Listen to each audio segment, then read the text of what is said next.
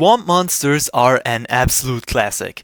Almost every game needs at least one in some type of fashion. They are just tax-free ways to add something cool in your game that can be as much as exciting as it can be an absolute pain in the ass to fight.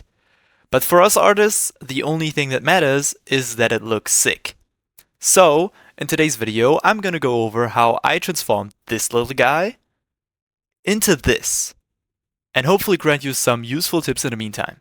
So let's go! Let's go! Alright, first step we're gonna do is idea farming, just like in my last video where I drew randomized concept art. I was searching for something that could make my monster seem creepy, but not give the evil intent away too early, because I wanted the player to not be certain if this really is an enemy. It's meant to come as some kind of jump scare later on, when the player is suddenly attacked by these things. Top 5 scariest jumpscares. Scary alerts. Número 1. So, I inspired myself by this wonderful creation. He looks like a trustworthy guy, right? In addition, I found these two gentlemen, who helped me add some creepy scary features like a skull helmet, a jawbone part under his chin, and some ribs inside. And that's pretty much all the inspiration it took to cook up the first sketch, and also get a first understanding on how our color palette was gonna look.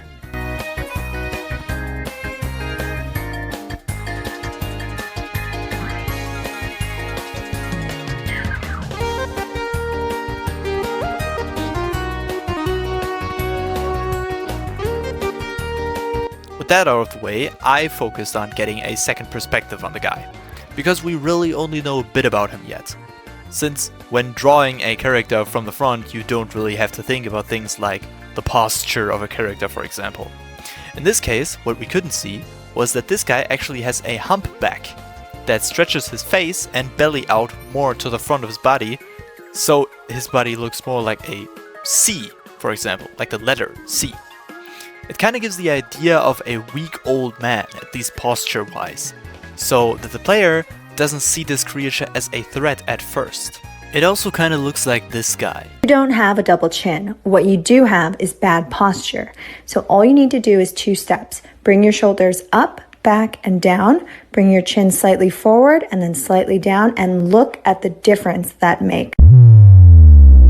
I now also had to think of how I wanted to go about his tentacles, and figured if I actually wanted to put this guy into a game, which we're not gonna do like for this video or anything, but just like hypothetically speaking, it would be easier to animate its tentacles sort of dragging its body forward, than actually having him walk on them.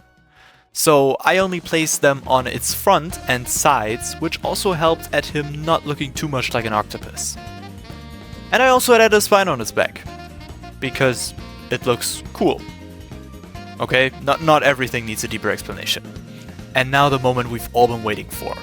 We grabbed ourselves a reasonable understanding on what the swamp monster should look like, so it is ready to get some dynamic pose action, to reveal the character's true nature, and break the facade. Character traits I really focus on for this one were aggressiveness, eeriness, and oppressive aura. Because, like I said, this reveal of true nature is supposed to come off as a jump scare to the player, and that requires some real scary and pressuring expression.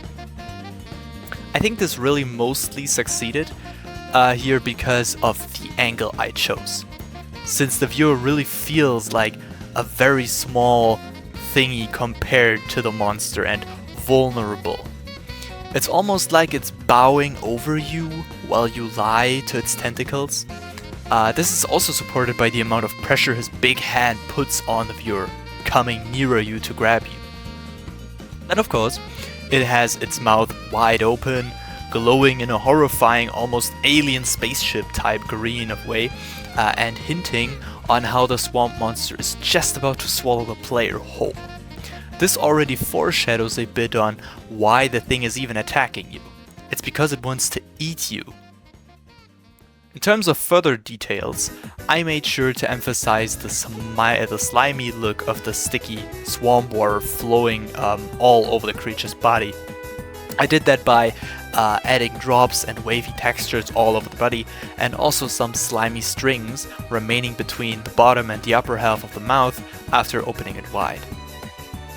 The colors, of course, are mostly chosen for the slimy, swampy look, but at the same time, all over just add to the scariness of the monster, because the human brain mostly associates the color green with danger, toxicity, and radioactiveness, which doesn't really encourage anyone to be willing to find out what's going on inside this thing. Especially also because the ribs and spine are visibly swimming inside it.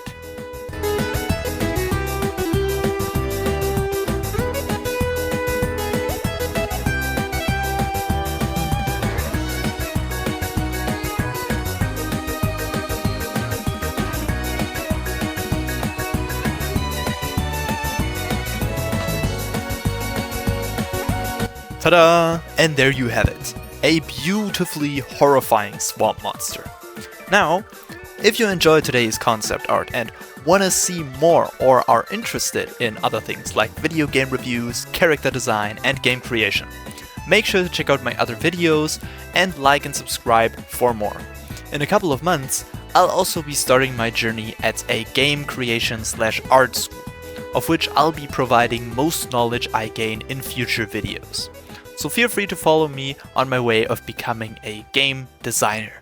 And make sure to drop me some feedback in the comment section on my work, since, like I usually tell you, feedback is the most important thing for every artist in the world. I hope to see you in the next one, and wish everyone a great rest of your day. Bye bye.